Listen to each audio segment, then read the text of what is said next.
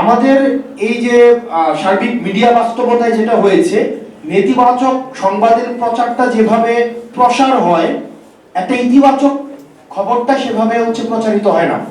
আমরা প্রথম, আপনারা যদি অডিট রিপোর্টটা দেখেন, অডিট রিপোর্টের প্রথম পাতায় আমরা উল্লেখ করেছিলাম সেখানে একটা 2 লাখ বা 3 লাখ টাকার আমরা হিসাবটা দিতে পারিনি।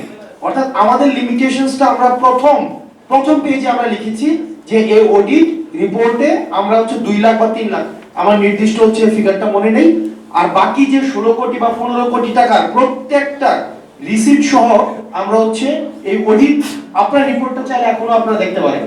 তার মানে আমরা এটা প্রকাশ করেছি। তখনকার সময় আমরা দেখেছি মিডিয়া ট্রায়াল হয়েছে, তখন থেকে শুরু করে এখনো পর্যন্ত কিন্তু এই জাস্ট 2 দিন আগে বা 3 দিন আগে আমরা দেখেছি যে আমাদের দলের প্রধানকে নিয়ে আমরা মিডিয়া ফ্রেমিং করার চেষ্টা করা হয়েছে। এগুলোর ঊর্ধ্বে কিন্তু আমরা কেউই না। তো দেখা যায় আমরা সব সময়, জাতীয় নাগরিক পার্টি, আমরা সব সময় যে কোনো বিষয়ে, বৈষম্য বিরোধী ছাত্র আন্দোলনের আহ্বায়ক থাকাকালীন সময় থেকে যখনই কোনো অভিযোগ এসেছে আমরা সেটাকে গ্রহণ করেছি এবং সেটা যথাযথ রেসপন্স কিন্তু আমরা করেছি। সেটির ধারাবাহিকতায় আমরা এখনো বিশ্বাস করি জাতীয় নাগরিক পার্টি আমরা প্রত্যেকটি অর্থের আমরা স্বচ্ছতা নিশ্চিত করব এবং আমরা আপনাদের সব মিডিয়ার সামনে আহ্বান জানাচ্ছি যে এই অর্থনৈতিক যে ধরনের অপপ্রচার করা হচ্ছে, অর্থনৈতিক যে ধরনের ব্লেমগুলো দেওয়া হচ্ছে, আমরা বলবো আপনারা বিদ্যমান যেই আইনগত যে ব্যবস্থা আছে, বিদ্যমান যেই আপনার আইন শৃঙ্খলা বাহিনী আছে, আপনারা যথাযথ প্রক্রিয়ায় আপনাদের সুনির্দিষ্ট যদি কোনো অভিযোগ থাকে আপনারা সেখানে অভিযোগ করুন। আমরা প্রত্যেকটা অভিযোগকে আমরা অ্যাড্রেস করব। আমরা দেখেছি যে আমাদের সম্পর্কে নেতিবাচক বিভিন্ন কোম্পানির নাম জড়িয়েও আমাদেরকে বলা হচ্ছে সেখান থেকে আমরা অর্থ নিয়েছি। এই ধরনের অপপ্রচার কিন্তু রয়েছে।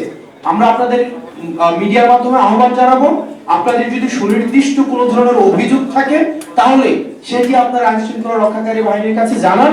আমরা যে কেউ, আমরা জাতীয় নাগরিক পার্টির প্রত্যেকটা ব্যক্তি এই সব সাহস আছে যে আমরা প্রত্যেকটা অভিযোগকে আমরা ফেস করব। হ্যাঁ, আমরা ত্রাণ ও দুর্যোগ আমরা বলেছিলাম যে যদি আমরা নিজের ওই ক্যাপাসিটি আমাদের নাই, একটা 16 কোটি টাকা প্রত্যেকটা জায়গায় গিয়ে ডিসবার্স করার ওই ক্যাপাসিটি, ইনস্ট্রুমেন্টাল সাপোর্ট আমাদের নেই।